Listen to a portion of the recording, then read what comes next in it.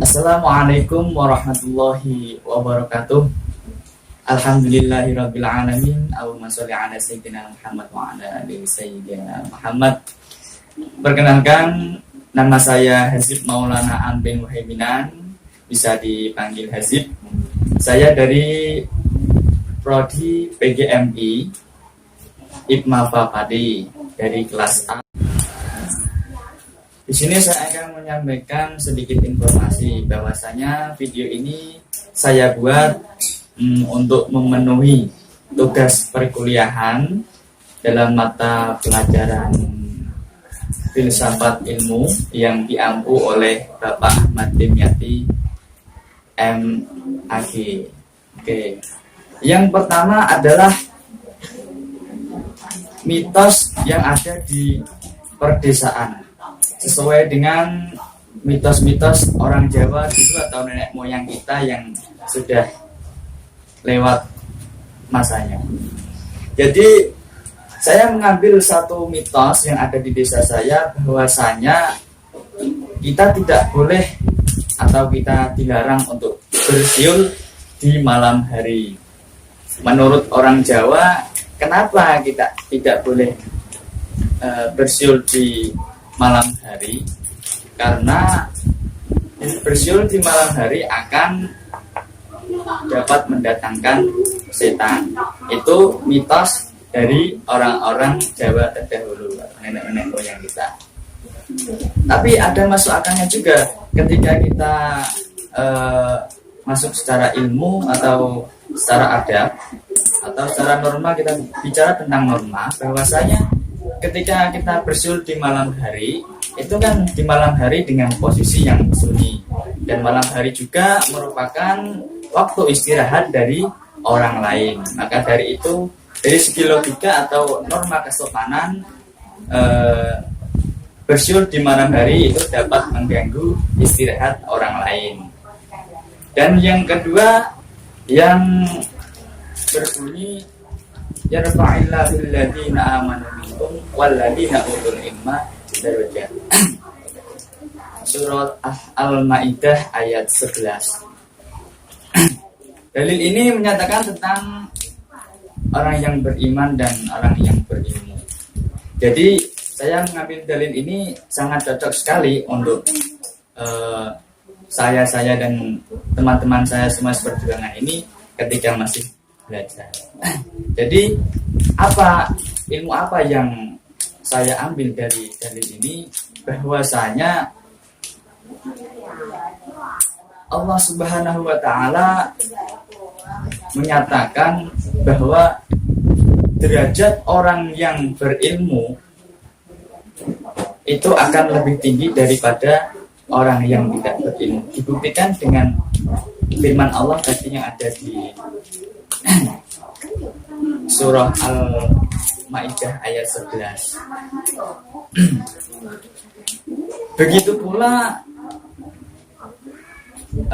dapat kita ketahui bahwasanya ilmu merupakan sangat penting dalam agama. Kenapa? Karena dengan ilmu kita akan mendapatkan posisi atau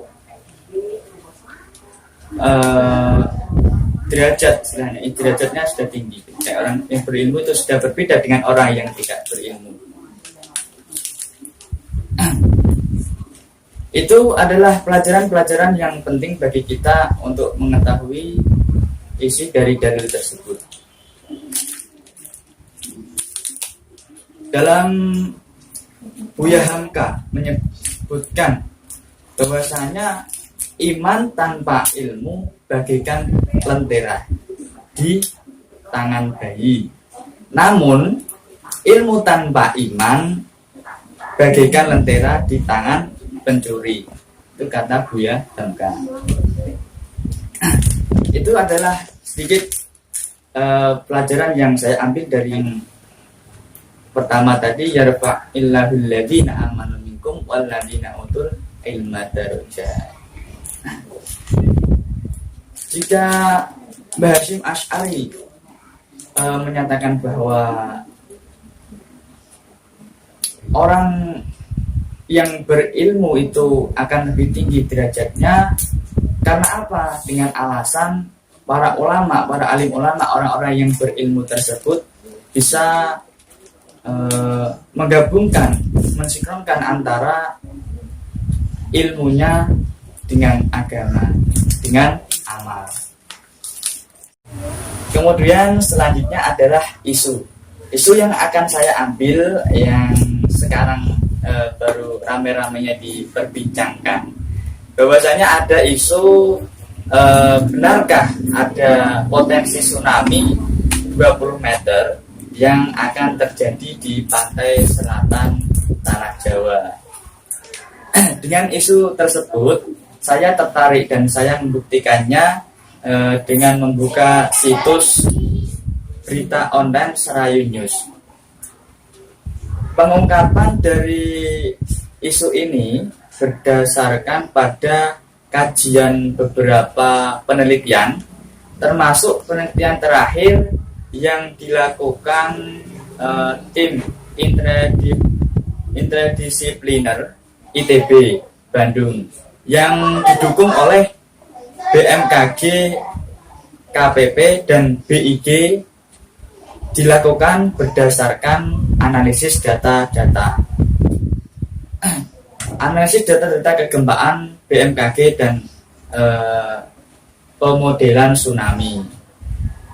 Ahli geologi ternyata mengatakan hasil penelitian tersebut masih berpotensi kejadian, bukannya prediksi kejadian.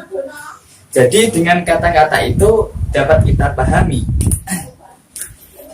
mengapa isu itu dimunculkan, dengan tujuan apa. Yang pertama, dengan tujuan utama penelitian agar masyarakat mempersiapkan diri untuk menghadapi tsunami. Bukan takut dan khawatir, tetapi harus dilakukan adalah membangun kesiapan bersama menghadapi potensi tsunami. Upaya ini dapat melalui kajian dan pembangunan infrastruktur yang antisipatif.